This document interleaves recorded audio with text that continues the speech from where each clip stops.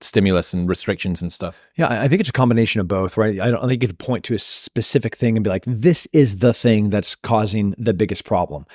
From social media to pornography to, iPad, screen time, diet, like the food that we're eating right now is poison. Literally, the things that are in our food is illegal in most other countries, but it's legal here. They're not allowed to export it. If you go to Japan or you go to Italy, a bunch of American foods aren't even allowed to be imported there because they know the things that are in them are so disgusting. There's a hilarious video meme of these Italian moms comparing American pasta to the pasta that they make, and they could not be more dissimilar. They're like, this is not pasta. Like, we don't know what these ingredients are, but this is not like, we use flour and a little bit of salt, and we throw some eggs in there, and then here's the process of us making pasta. And like, this is poison. So I think it's a combination of a whole bunch of things. And then the society culture problem is another gigantic piece. We have the culture of being an American has changed in the past 30 years in a really negative way. Where it used to be family first, like the nuclear family was the cornerstone of American society. And like there was the motivations for a male figure in the household, like he's going to be a provider, he's going to be a protector, he's going to preserve his family, like he's obviously going to be sex driven. So he's like trying to be a masculine person in the household. On the opposite end of that spectrum, the woman would embrace being feminine. The kids respected the parents.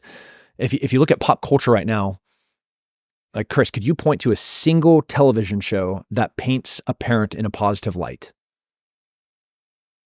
I mean, think of every single show on Netflix, Disney, Amazon, the longest running show currently. It's all flawed. Even the heroes in superhero movies it's a Suicide Squad, right? It's a Deadpool with Ryan Reynolds. No one can just be, I mean, the closest thing that we got was Top Gun, I guess. Yeah. That was it.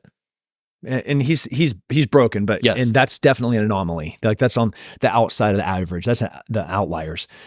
You look at Homer, like the longest running cartoon TV series right now. When you go into his brain, he's motivated by three things: beer, donuts, and cluelessness. He's the idiot in the whole entire family.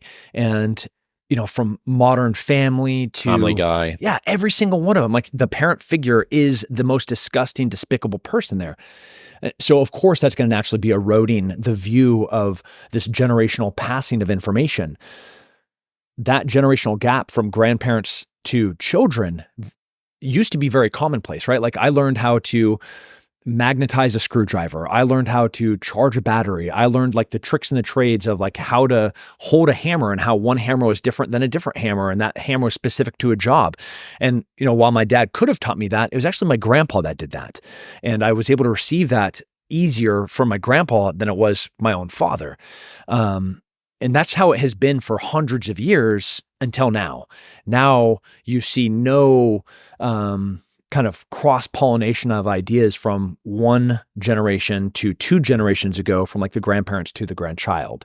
And that's tragic. There's a huge loss of information there. Well, the desire for people to move out at age 16 or 18 or 20 and be in a different country. I mean, I say this as someone who is in a different country, but pan-generational living in some commune-style small village would have been the way that everything was done. Do you know what the grandmother hypothesis is? It's one of the reasons or the evolutionary justifications for why women go through menopause.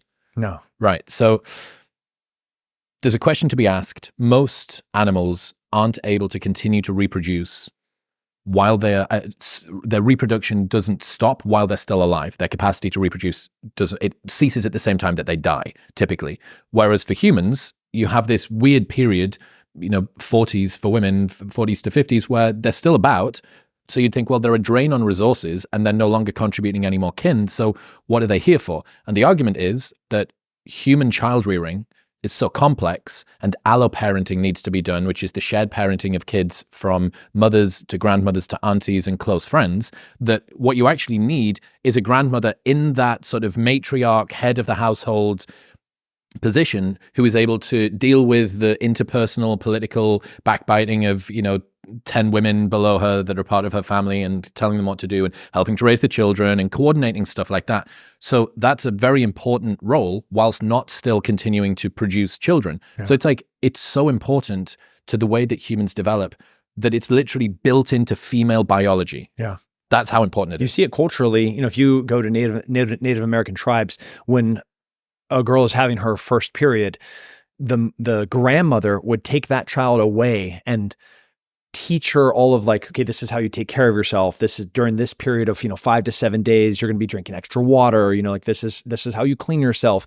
And you go down to South America, a bunch of cultures down there. They're actually traditional tribal periods where that granddaughter would go to the grandmother, and she would spend a week or 2 weeks with this grandmother, learning all of the birds and bees of life. And that transfer of knowledge about how to raise a child, about how to take care of their body, about what this cycle looks like what is going on in America, where now we look at the prior generation as these old broken idiots that you can just walk up to on the street in New York and slam them in the face, which we see all the time.